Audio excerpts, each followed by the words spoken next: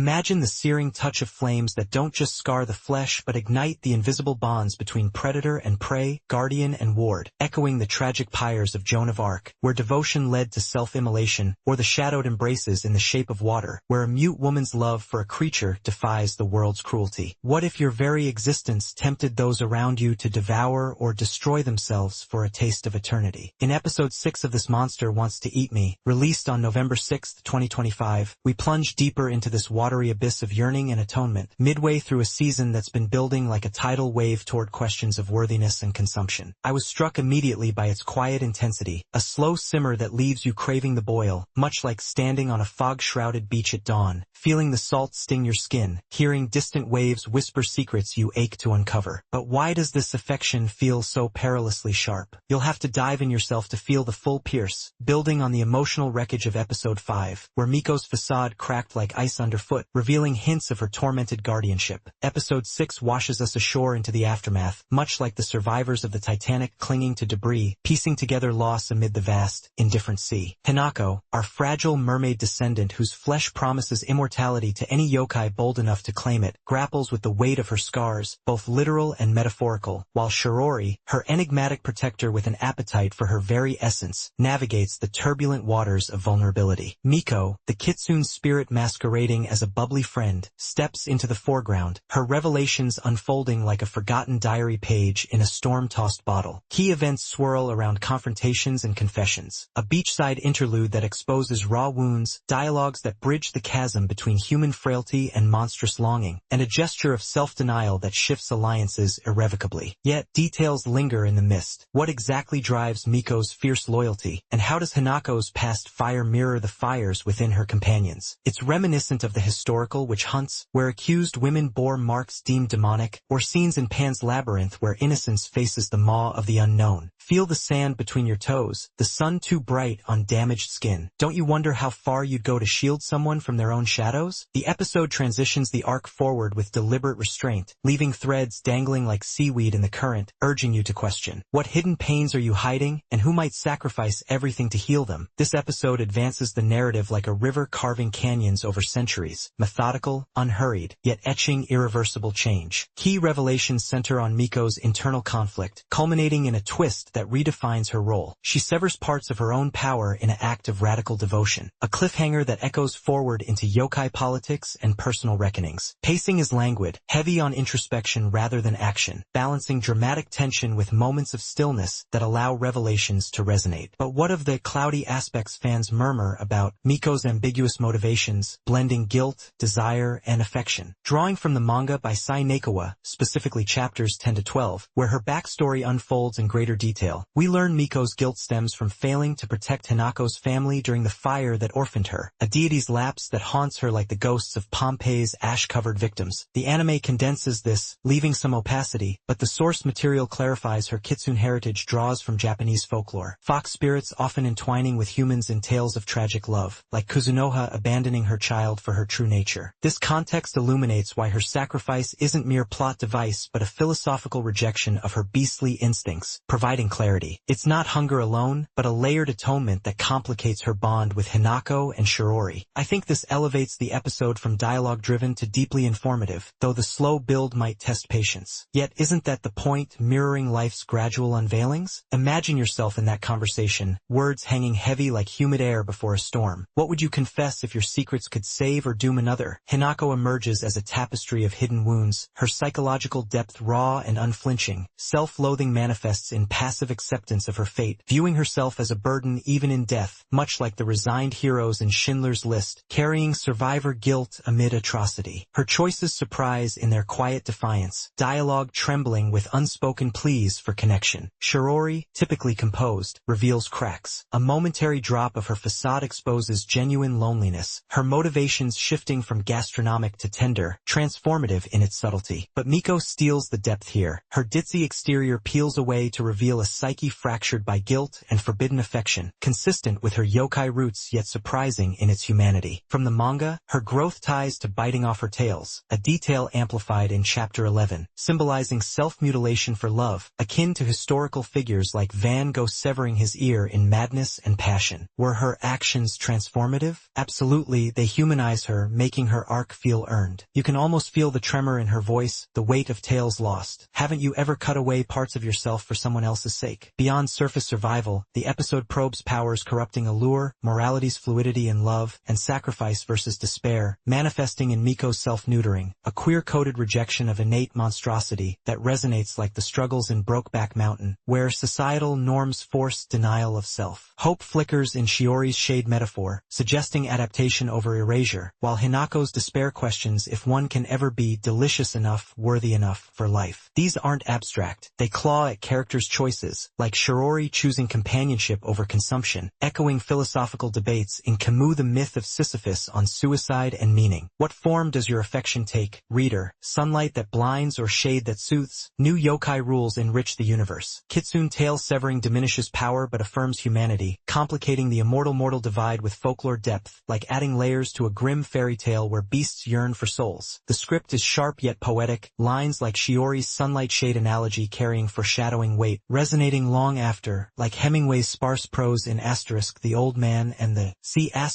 where simplicity belies profundity. No cliches. Instead, impactful echoes that make you ponder your own unspoken truths. Hear them in your mind, whispered against crashing waves. What words would you withhold if they could alter destinies? Animation leans subtle, with fluidity in emotional close-ups, colors desaturated in flashbacks to symbolize faded hope, lighting casting long shadows on scars like in Spirited Away's bathhouse scenes, where grime hides inner beauty. Symbolism abounds. Stillness in dialogues amplifies tension, movement reserved for revelations, shaping impact as visceral as a cold plunge. Direction employs intimate angles, over-the-shoulder shots mirroring isolation, editing rhythms syncing with heartbeats, amplifying despair like Hitchcock's suspense in Psycho. The soundtrack haunts like a siren's call, Keiji Inai's motifs crescendoing in vocal swells that burn into memory, silence in key moments speaking louder, evoking the quiet aftermath of a battlefield. Voice acting shines. Fairu's AI's Miko shifts from bubbly timbre to trembling intensity, embodying a soul fractured yet fierce, while others deliver with soul-stirring nuance. Feel the vibrations in your chest, the hush that follows a cry. Isn't this how art pulls you under? This episode scarred me with its emotional weight, a collision of destinies that sparked wonder in sacrifice's beauty, yet left despair's chill, like witnessing the fall of Icarus, wings melting in pursuit of the sun. Pivotal moments feel like breaking points, shifting everything without mercy, evoking universal queries. Can love redeem monstrosity, or does it consume us all? I felt the ash in the wind, the echo of a fading cry, carrying Hinako's burdens as my own. What scars do you bear, and who would you let devour you to heal them? The immersion is profound, a seductive ache that demands resolution. Pacing might seem opaque or sluggish, a potential flaw in a medium craving velocity. Yet, reverse this. It's deliberate, mirroring the manga's introspective style, fostering immersion like a slow-burn novel. Complexity in yokai lore could confuse, but reframed as thematic choice, it invites rewatches, enriching rather than obstructing. I didn't love every lingering shot, but overall appreciation outweighs critique. The opacity serves the mystery, compelling deeper dives. Episode 6 triumphs in its narrative subtlety and emotional resonance, strengths far eclipsing minor pacing quibbles. A masterful weave of horror, Yuri romance, and philosophy that succeeds in making monstrosity